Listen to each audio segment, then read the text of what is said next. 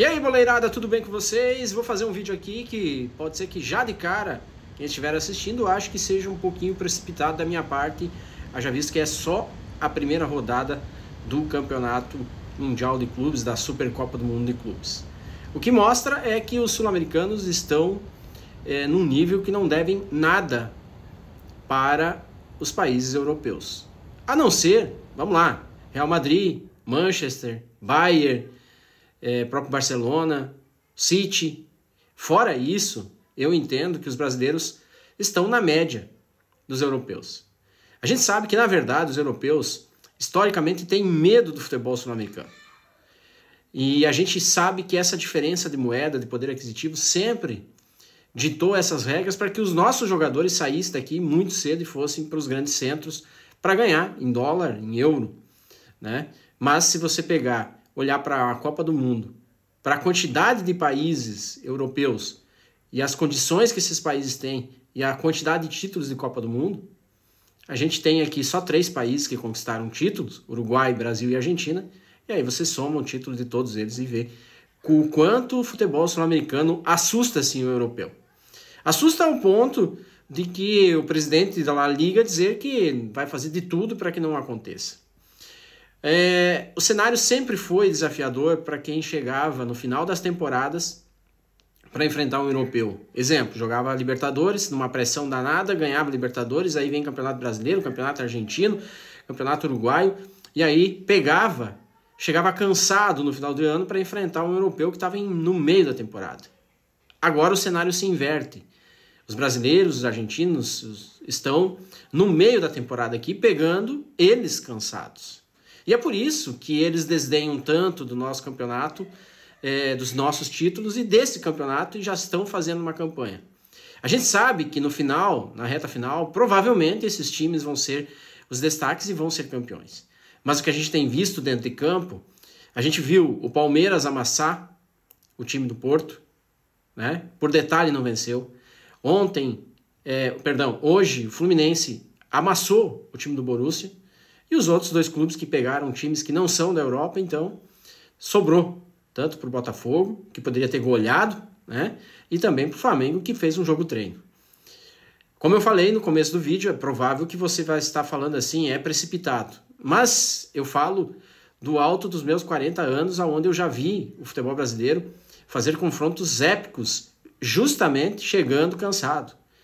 Confrontos como, por exemplo, Vasco e Real Madrid, quando o Vasco fez um jogo para vencer o Real Madrid e acabou, por detalhes, perdendo aquele título. Outras vezes, o meu Grêmio contra o Ajax, com um jogador a menos desde a metade praticamente do primeiro tempo, suportando o Ajax e tendo chances de fazer o gol para conquistar o bicampeonato. O Internacional, que fez o épico contra o Barcelona, e por aí vai.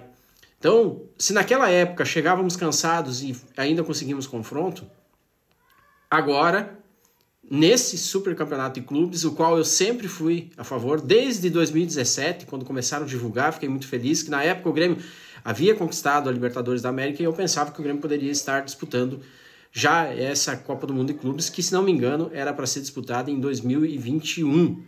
Não foi disputado, segundo informações, justamente porque a crise que o mundo teve com a pandemia. Então, eu quero dizer o seguinte: a narrativa que é criada por uma geração que não viu o Brasil ser campeão do mundo.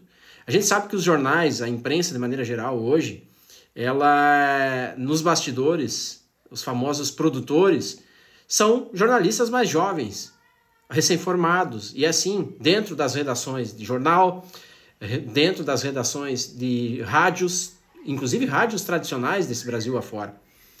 Uma geração que não viu Ronaldo no auge jogar, não viu Romário, Bebeto, não viu uma geração onde ficou vários atletas fora, não viu Maradona, não viu Canidia, não viu grandes jogadores do Uruguai, e sempre está agora associado ao bom futebol somente na Europa. Por quê? Cresceu vendo PlayStation, o qual dá um nível para cada jogador. Se fez um gol na Europa, o nível do jogador vai lá em cima, e por aí vai.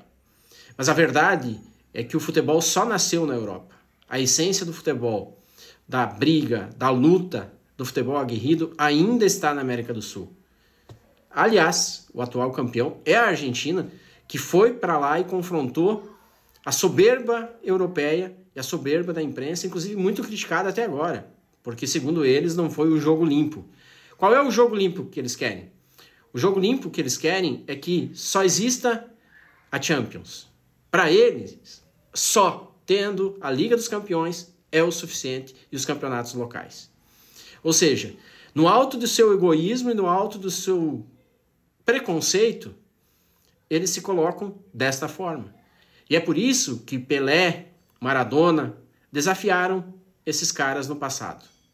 Romário, o qual ia e desdenhava, depois de um título, de 1 por 1, naquela seleção do Barcelona, o qual ele fazia parte.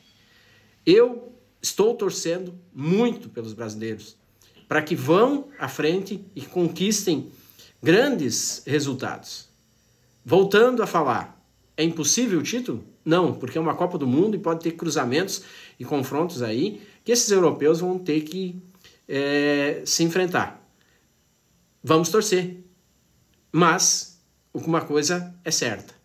Vários jornalistas que antes da primeira rodada estavam dizendo que ia ser um fiasco total, já estão mudando seus conceitos. Mas quem me acompanha aqui nas redes sociais sabe que eu venho falando há muito tempo. Inclusive, sempre foi tópico das lives com meus amigos. E eu dizia, eu acredito que quando tiver uma Copa do Mundo de clubes, 3 jogos, confrontos, vai começar a nivelar e ficar mais parelho a disputa por esse título, o qual já tem time grande da Europa querendo fugir no próximo ano.